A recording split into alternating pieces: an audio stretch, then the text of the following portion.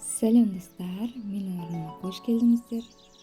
Бүгін осындай торт, немесе кекс, немесе пирог деп өздеріңіз қалауынша айтсаңыздар болады.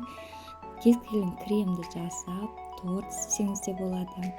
Енді осындай керемет рецептпен сіздермен бүгін бөліскім келіп тұр. Және де айтарым, пирогымыз дымқылдау болып, өте дәмді болып піседі.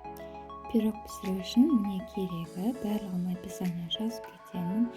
Ең бірінші құрғақ ингредиенттердің барлығын бірге араластырып аламыз. Електен өткіземіз. Ұнды,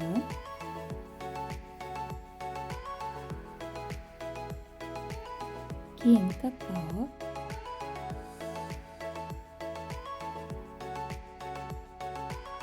қопсытқышты қосамыз.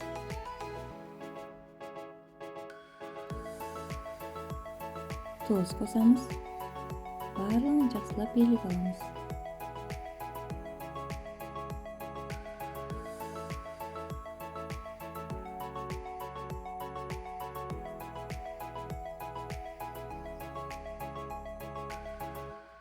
Шыққан осындай қалдықты мен қоқысқа тастадым.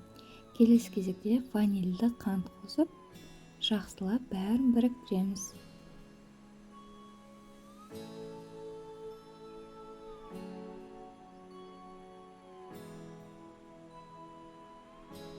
Ендігі кезекте сұйық ингредиенттерін қосамыз. Өстіп ортасын ашып аламыз. Жұмыртқа, сұйық май, сүт,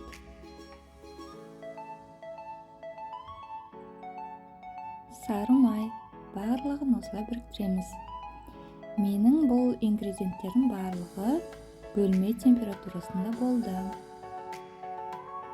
Ең бірінші ұнымыз шашырап кетпеу үшін осылай венчикпен бірінші араластырып аламын, кейін блендермен араластырамын.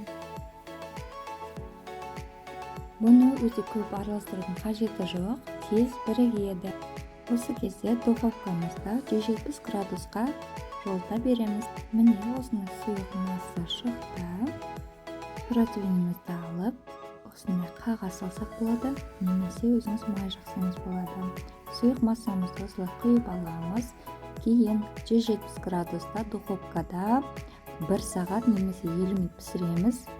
Әрине, әркімнің духовкасы әртүрлі болғандықтан ағаш шпажкамен тексеріп отырыңыз. Менің пирогым 1 сағатта пісті. Осылай бірінші ыдыста 15 минут суыттым, кейін темірге салып, жарты сағаттай суытып алдым. Міне өте жұмсақ, керемет болып пісіп шықты. Келесі кезекте пирогымыздың бетіне глазурь жасаймыз. Барлығын описание жазып қойдым. Келесі кезекте қайнап тұрған суға, яғни парға осылай барлығын ерітіп біріктіріп аламын. Какао мен қантты араластырдым. Кейін үстіне сүт құйып, сары май салып, барлығын осылай бәрі біріккенше венчикпен араластырып тұрдым.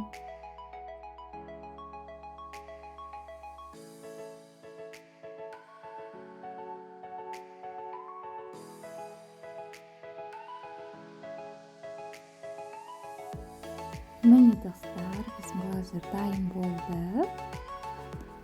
Кеп қалмау үшін байқап ұстаңыздар. Осылай пирогымыздың бетіне сәндеп құйып шықтым. Барлығын біркелкі қылып жан-жағына тағыздым. Өте әдемі болып шықты. Кейін жарты сағатқа суыттым. Осылай кескен кезде керемет жұп-жұмсақ болып шықты. Қазір сіздерге ортасын көрсетемін. Өте дәмді болды. Және де айтарым сізге достар, бұл өте тойымды пирог.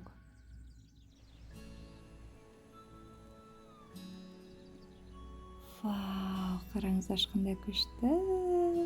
Міндетті түрде жасап көріңіздер достар. Өте дәмді, сочный, мощный болып пісетін пирог. Қараңыздар. Керемет. Достар, менің арнамды ары қарай дамысын десеңіздер, лайк басып комментарий жазып отырыңыздар. Қарағандарыңызға рахмет.